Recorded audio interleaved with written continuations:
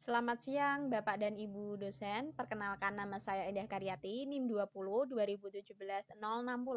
Di sini saya akan mempresentasikan hasil dari penelitian saya yang berjudul Analisis Proses Berpikir Reflektif Peserta Didik dalam Pemecahan Masalah pada Materi Luas Gabungan dengan dosen pembimbing Ibu Novisita Ratu SSI MPD. Nah, adapun latar belakangnya, untuk yang pertama membahas mengenai matematika. Nah, menurut Suherman pada tahun 2003, matematika merupakan ratu dari ilmu pengetahuan yang dijadikan sumber dari ilmu yang lain. Selanjutnya yaitu tingkatan berpikir. Menurut Sujadi pada tahun 2007, tingkatan berpikir di sini dibagi menjadi 4. Untuk yang pertama yaitu berpikir biasa atau thinking, yang kedua berpikir kritis atau critical thinking, yang ketiga berpikir reflektif atau reflective thinking, dan yang terakhir yaitu berpikir kreatif atau creative thinking. Nah, bahasan selanjutnya yaitu mengenai berpikir reflektif. Menurut Gurol pada tahun 2012, proses berpikir reflektif ini merupakan proses kegiatan yang tepat dan terarah seseorang secara sadar untuk diikuti, dianalisis, dievaluasi, dan digunakan sebagai strategi pembelajaran yang tepat. Untuk bahasan yang terakhir yaitu pemecahan masalah. Pemecahan masalah di sini merupakan usaha yang dilakukan seseorang berdasarkan pengetahuan yang dimilikinya untuk memecahkan masalah, sehingga masalah tersebut tidak lagi menjadi masalah baginya. Nah, adapun tujuan penelitian dari penelitian saya kali ini untuk yang pertama yaitu penelitian ini dilakukan untuk mengetahui proses berpikir reflektif peserta didik dalam pemecahan masalah pada materi luas gabungan.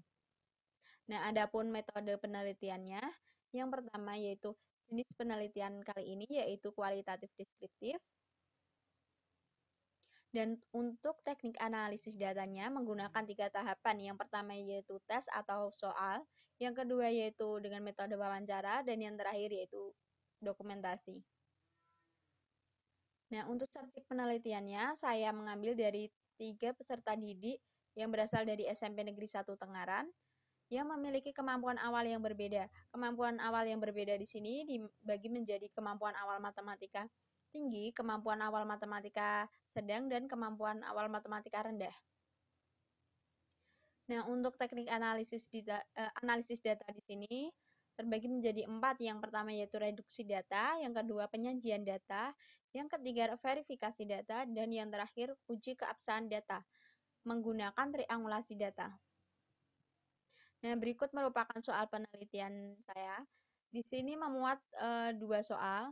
Kedua soal ini sama-sama menanyakan mengenai luas gabungan, namun memiliki bentuk yang berbeda, dengan bangun-bangun juga yang berbeda.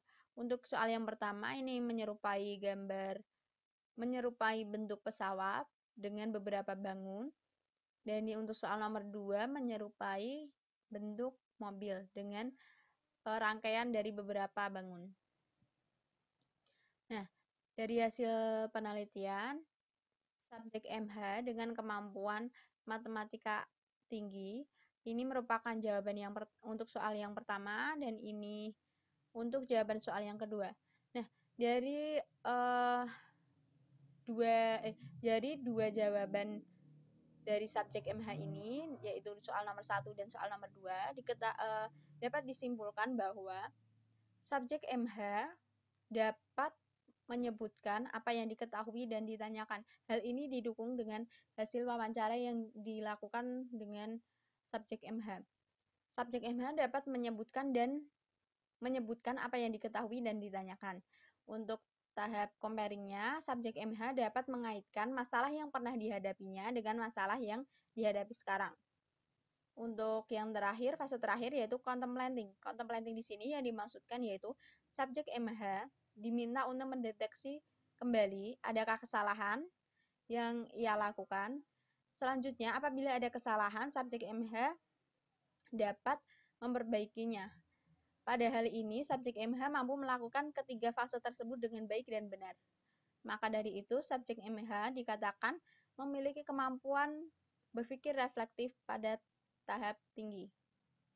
Nah, untuk subjek yang kedua yaitu EDP, ini merupakan kedua jawaban dari subjek EDP, sama dengan subjek MH, EDP mampu menyebutkan apa yang diketahui dan ditanyakan. Untuk fase comparing, subjek EDP juga mampu mengaitkan masalah yang pernah dihadapi sebelumnya atau pengalaman terhadap masalah yang pernah dihadapi sebelumnya dengan masalah yang dihadapi sekarang, lalu diterapkannya. Nah, untuk fase yang terakhir yaitu contemplating, di mana EDP dapat menjumpai atau menemukan kesalahan yang ia berbuat dan menuliskan kembali jawaban yang benar.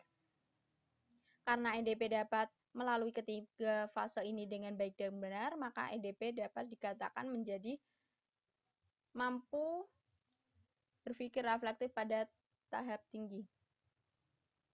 Nah, untuk subjek yang terakhir yaitu subjek TAS dengan kemampuan awal matematika rendah. Ini merupakan kedua jawaban dari subjek TAS yaitu soal nomor 1 dan soal nomor 2. Namun di sini subjek TAS berbeda dengan subjek EDP dan MH. Di sini pada fase reacting, subjek TAS tidak dapat menjelaskan atau menyebutkan apa yang diketahui dan apa yang ditanyakan pada kedua soal tersebut. Selain itu, subjek MH juga tidak menuliskan apa yang diketahui dan apa yang ditanyakan pada jawaban tertulis. Nah, untuk tahap selanjutnya yaitu comparing, subjek TAS mampu mengaitkan masalah yang pernah dihadapi sebelumnya dengan masalah yang dihadapi saat ini.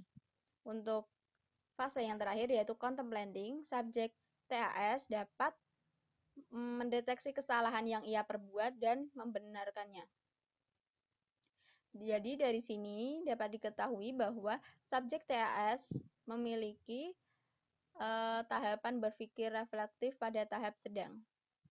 Nah, adapun kesimpulannya, subjek MH dengan kemampuan awal matematika tinggi memiliki tingkat kemampuan berpikir reflektif tinggi. Untuk subjek EDP dengan kemampuan awal matematika sedang memiliki tingkat kemampuan berpikir reflektif tinggi. Dan yang terakhir yaitu subjek TAS dengan kemampuan awal matematika rendah dengan tingkat kemampuan berpikir reflektif sedang. Nah, berikut merupakan penjelasan saya mengenai penelitian saya. Apabila ada salah kata atau kekurangan, saya mohon maaf. Selamat siang.